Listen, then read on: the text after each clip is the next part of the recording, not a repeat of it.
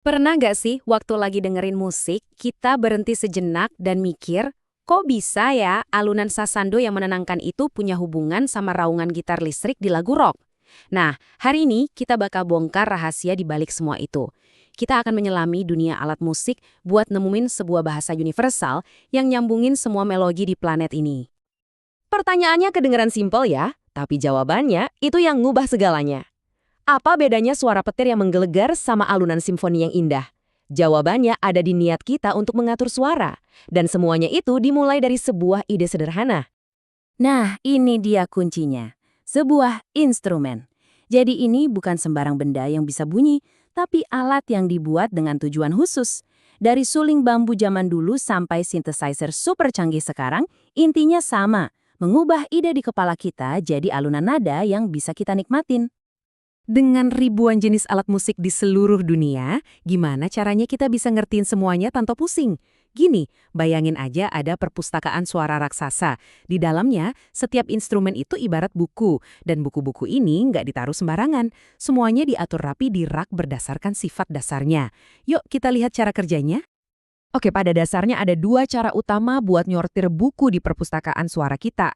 Pertama, dari sisi fisika. Apa sih yang sebenarnya bergetar buat ngasilin suara? Kedua, dari tugas atau peran dia di dalam sebuah lagu. Contohnya, biola seringkali jadi pembawa melodi utama, sementara drum jadi penjaga tempo biar semuanya tetap solid. Nah, kalau kita fokus ke sumber getarannya, kita bakal nemuin 5 keluarga besar ini. Ada idiofon, di mana seluruh badan alat musiknya yang getar, kayak gamelan. Terus membranofon, kayak kendang, suaranya dari kulit yang dipukul. Lanjut kordofon, ini udah jelas ya, gitar dan sejenisnya, pokoknya yang pakai senar. Lalu aerofon, ini keluarganya alat tiup, di mana kita menggetarkan udara di dalamnya, kayak suling atau trompet. Dan yang terakhir, elektrofon, si pendatang baru yang pakai sirkuit elektronik buat bikin suara. Setiap alat musik di dunia pasti masuk ke salah satu dari 5 ini. Oke, teorinya cukup. Sekarang kita jalan-jalan yuk. Nggak ada cara yang lebih asyik buat ngertiin sistem ini selain lihat langsung contohnya. Dan kita bakal mulai dari rumah kita sendiri, menjelajahi kekayaan suara dari Kepulauan Indonesia yang luar biasa. Pemberhentian pertama kita, Jawa Barat. Di sini kita ketemu sama angklung, alat musik dari bambu yang suaranya khas banget, yang bisa bikin melodi hipnotis kalau dimainin rame-rame. Jadi, karena suara angklung itu muncul dari getaran badan bambunya sendiri, pas digoyangin, dia ini jelas anggota keluarga idiofon. Keajaibannya tuh di sini, setiap pemain megang satu angklung yang cuma punya satu nada. Jadi butuh kerja sama tim yang solid banget buat bisa ngasilin alunan musik yang lembut dan syahdu. Keren kan? Oke, dari Jawa Barat kita terbang ke timur Indonesia. Di Maluku dan Papua ada tifa yang bunyinya penuh energi. Ini bukan sekedar alat musik, tapi bisa dibilang ini adalah detak jantung dari berbagai upacara dan tarian adat di sana. Tifa, ini contoh yang pas banget buat ngertiin klasifikasi alat musik. Ada kulit hewan yang direntangkan, itu membrannya. Pas dipukul, membrannya bergetar. Udah jelas, dia ini membranofon. Tugasnya, memberi denyut pondasi ritme yang jadi patokan buat semua musik dan gerakan tari. Perjalanan kita lanjut lagi nih, ke Nusa Tenggara Timur.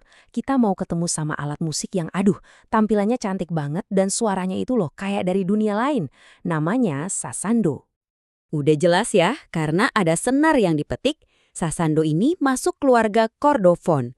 Tapi yang bikin dia spesial itu kreativitasnya. Bagian badannya yang megar kayak kipas itu dibuat dari anyaman daun lontar. Fungsinya bukan cuma buat hiasan, tapi itu yang bikin suaranya jadi bergema dan magis banget. Oke, kita udah lihat kan kekayaan alat musik tradisional kita? Sekarang, gimana kalau kita tarik benang merahnya ke musik modern yang kita dengerin tiap hari? Kita bakal lihat kalau prinsip fisika yang sama persis juga berlaku buat alat-alat musik ini. Siap-siap kaget ya. Kita mulai dari jantungnya musik populer, dari jazz sampai metal. Drum set bukan cuma tulang punggung lagu, tapi dia ini mesin yang mompa energi dan nentuin nuansa lagunya bakal kayak gimana. Nah, coba perhatiin deh. Drum set itu sebenarnya gabungan dari beberapa keluarga alat musik. Drum-drumnya yang ada kulitnya itu jelas membranofon. Prinsipnya sama persis kayak tifa. Terus simbalnya yang seluruh badannya getar pas dipukul, itu idiofon, mirip kayak angklung, kan? Jadi lain kali lihat drummer main, ingat ya, mereka itu lagi mainin versi modern dari alat musik yang prinsipnya udah ada ribuan tahun. Selanjutnya, instrumen yang megah banget yang bisa jadi satu orkestra sendirian. Piano sering banget dijuluki raja alat musik. Dan itu bukan tanpa alasan. Kemampuannya buat ngasilin suara yang kompleks dan nunjukin berbagai macam emosi, itu emang gak ada tandingannya.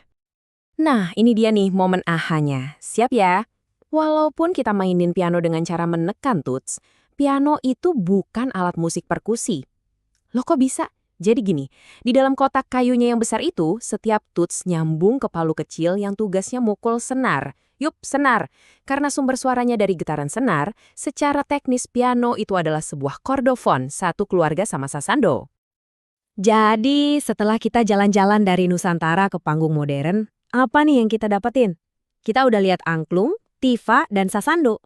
Terus kita lihat drum set dan piano. Ternyata, di balik bentuk, budaya, dan zaman yang beda-beda, mereka semua itu ngobrol pakai bahasa fisika yang sama. Slide ini ngerangkum semuanya dengan sempurna. Lihat deh, tifa dan drum.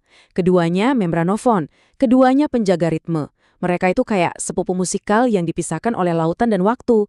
Hal yang sama juga berlaku buat alat musik lain, misalnya rebab dari Timur Tengah dan biola dari Eropa. Keduanya sama-sama kordofon gesek yang jadi cikal bakal banyak alat musik senar modern. Nah, inilah inti dari pembahasan kita. Dengan ngertiin sistem sederhana ini, kita nggak lagi ngelihat alat musik sebagai benda-benda acak yang nggak ada hubungannya. Kita jadi bisa ngelihat jaringan koneksi yang luar biasa di antara mereka.